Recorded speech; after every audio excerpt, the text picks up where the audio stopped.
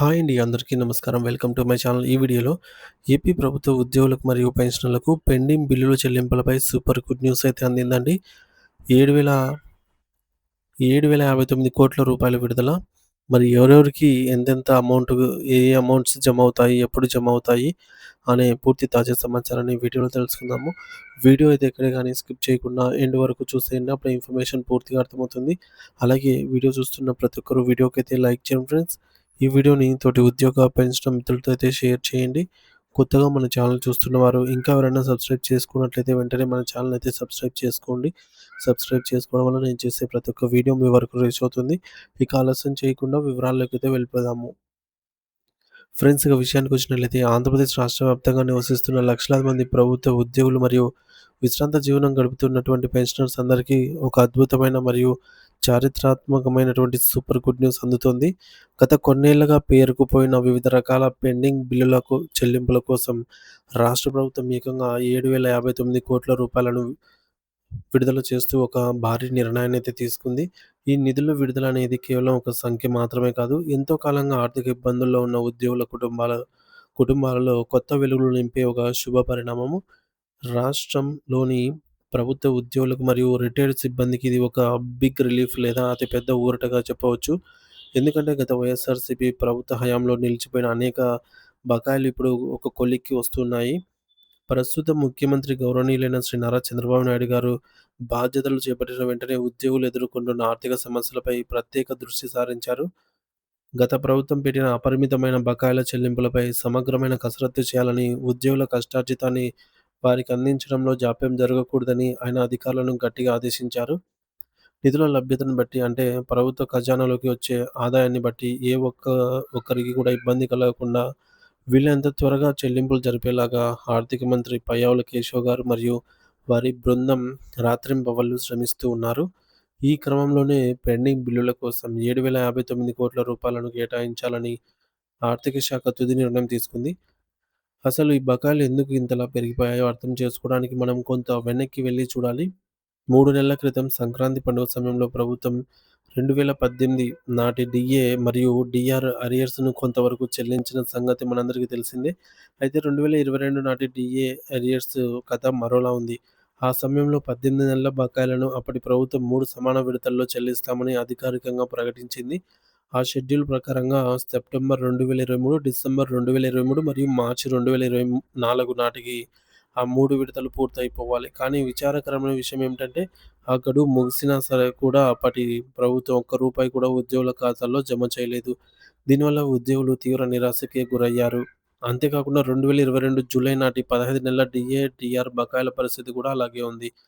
వాటిని మార్చి 2024, జూన్ 2024 మరియు సెప్టెంబర్ 2024లో 3 వాయిదాల్లో ఇస్తామని హామీ ఇచ్చారు. కానీ అప్పుడు కూడా ఒక విడత కూడా చెల్లింపు జరగలేదు. ఇక అత్యంత ముఖ్యమైన 11 పీఆర్సీ బకాయిల విషయానికి వస్తే, ప్రభుత్వం వాటిని 4 ఏళ్లలో, అంటే 2024లో 10%, 2025లో 20%, 2026లో 30%, 2027లో 40% చెల్లిస్తామని ఉద్యోగ సంఘాలకు మాట ఇచ్చింది. ఈ లెక్కన 2024 మరియు 2025 సంవత్సరాల్లో రావాల్సిన వాటాలు కూడా ఇప్పటికీ పెండింగ్‌లోనే ఉన్నాయి. పెన్షనర్లకు సంబంధించి జీవో నంబర్ 106 ప్రకారంగా రావాల్సినటువంటి ఈ 4 సమాన వాయిదాలు కూడా అటకెక్కాయనే చెప్పాలి. ఇలా ఒక్కొక్క ఉద్యోగికి లక్షలాది రూపాయల సొమ్ము ప్రభుత్వం వద్దే ఉండిపోయింది.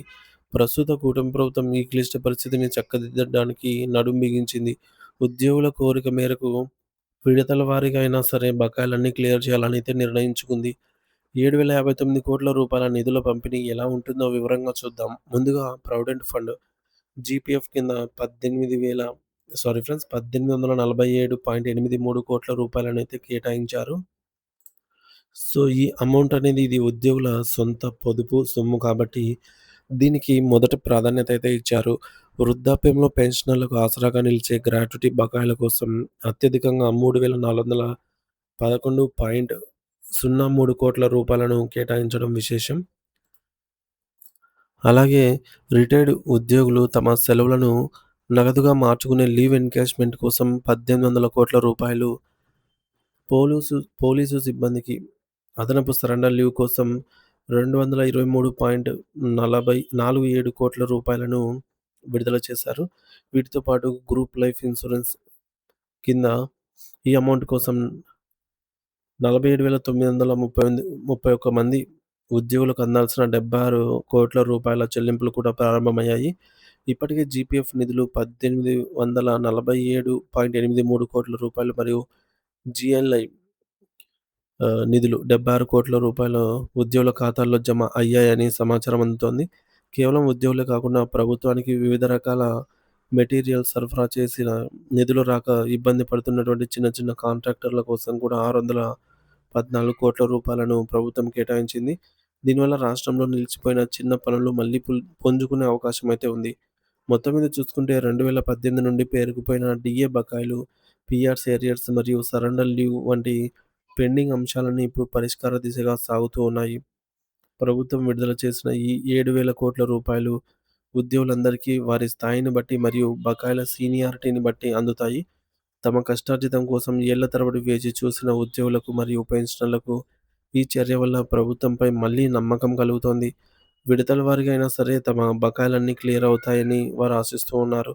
మీ ఖాతాల్లో కూడా సొమ్ము జమ అయినట్లయితే కామెంట్ సెక్షన్‌లో అయితే ఈ వీడియో కింద తెలియజేయండి. అది మన మిత్రులకైతే సమాచారం ఉపయోగపడుతుంది. ప్రభుత్వం ఇదే వేగంతో మిగిలిన బకాయిలను కూడా పూర్తిగా చెల్లించాలి అనైతే కోరుకుందాము. Thank you for watching this video.